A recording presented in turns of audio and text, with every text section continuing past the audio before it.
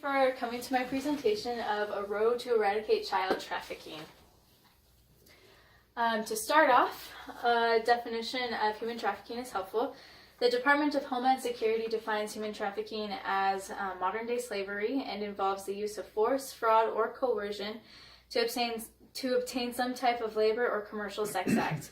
It's a global problem, and the International Labor Organization estimates that 40.3 million individuals are victimized with human trafficking, and that at least 25% of them are children. This is a map of the United States. This is obtained from the Polaris Project. They're a national hotline, and they also do. They're just like a nonprofit organization, and they are partnered with the government. So anyways, this is a map of potential human trafficking cases. As you can see, there's a lot over here and a lot here on this side. California last year had the most reported cases, with 1,305 cases reported, and of these cases, 45% of them involved minors. And let's see. Okay, so to give a little background, the United States has taken measures to protect victims and to prosecute the traffickers. The first federal law that was passed is the Trafficking Victims Protection Act of 2000. This is really important because, like I said, it was the first law ratified. But also, the TVPA allows for T visas. There's a population of individuals who are trafficked who aren't citizens of the United States and have been trafficked from outside. And so these individuals, if they were sent back to their countries, they would be placed back in a vulnerable position where they could be trafficked again, and the cycle would continue. So this was a really good thing that the TVPA provided. On the state level, we have soon after the TVPA was enacted, there was many organizations coming up with like a framework of state laws that states could use to for their laws. And the Uniform Act was in 2003. It was put out by the National Conference of Commissioners on Uniform State Laws. This was really important because it helps states implement penalties for traffickers and provide protections to victims. The Uniform Act is really important to make sure that each state includes each law within that framework, because it kind of makes a net, because each law is complementary to the other. And so without leaving out one or two of those things would provide a loophole in the net, and it would provide a loophole for the traffickers to go to a state and have a safe haven, and they wouldn't be able to be prosecuted the way they should be. So here I have an article here, Human Trafficking Policy Intervention. The authors of this, they use mathematical models to look at these three linkages that in policy intervention that could be focused on to reduce child trafficking. The first one is a population vulnerable to trafficking. The second is a capable trafficking organization. And the third is a sex market. Through mathematical algorithms, they found that focusing on the sex market, depressing the sex market, would be the least effective. And so if community members want to advocate for implementation of policy, they can focus on decreasing on policies that would decrease the capable trafficking organization and decrease the vulnerable population to trafficking. Here we have a great need for community members to be involved. The law alone is not enough to stop child trafficking. Here Torres talks about some specific things of why the law isn't enough. First, he mentions the law is incapable of addressing the multiplicity of harms experienced by trafficked persons. There are so many things. There's medical, mental things that they need to receive help from, and so the law wouldn't be able to provide that.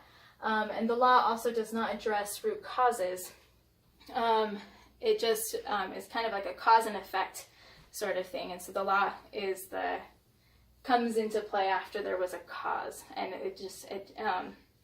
the effect is to address the effect, I guess. So it wasn't the cause.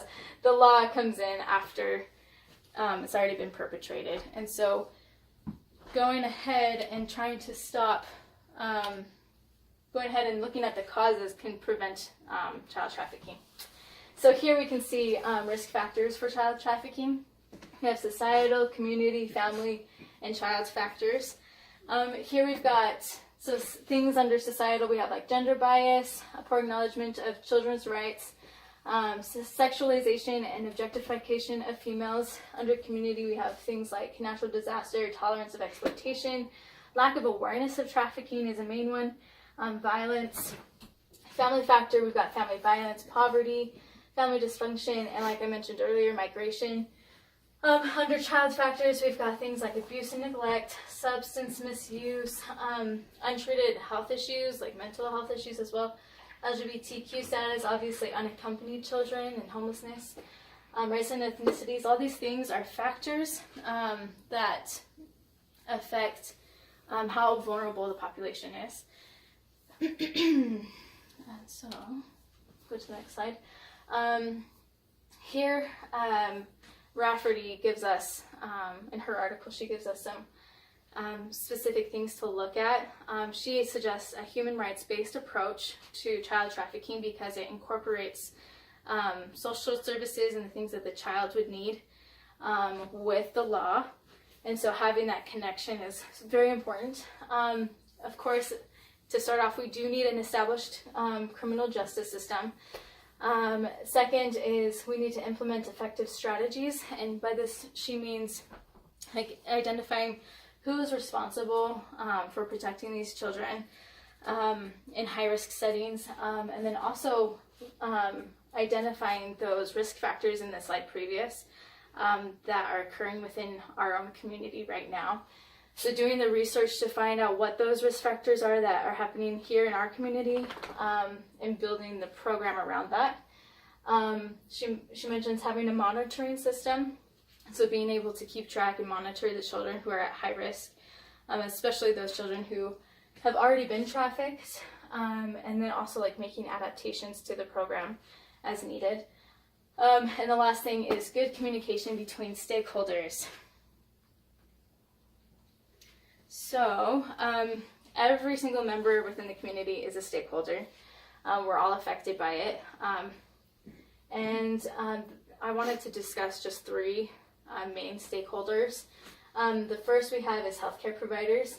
They have a really unique role in encountering child trafficking. Many of the healthcare providers don't recognize when there is a child being trafficked. A lot of it is just due to not being trained for it. Here it says, in one study of confirmed and suspected victims of domestic minor sex trafficking, 80% reported seeing a medical provider within the year prior to their identification as victims. This is really important because we know it's a confirmed thing that these children have come across professionals, and these professionals potentially could link them to help. And another key stakeholder is social workers. They have a unique position in society to connect people to social services, and they often work with children. And then the last one, of course, is the survivors themselves. They have a unique perspective, and they would be able to add a lot to the planning and implementation of a program. So just kind of like a quick review. As far as intervention and prevention on our community level, if we want to prevent child trafficking, we need to research the local social determinants that exist here, and things that we can do to address that. We need to create and maintain programs centered around the child, kind of following Rafferty's suggestion of a human rights-based model to addressing child trafficking, and we need to include stakeholders. Those three key stakeholders are really important, but also including everybody else in each each person can have a role to play. Here I've included the National Human Trafficking Hotline. If you see anything, you can anything suspicious, you can call this number and report that as well, to be active in the fight against child trafficking. So thank you so much for coming.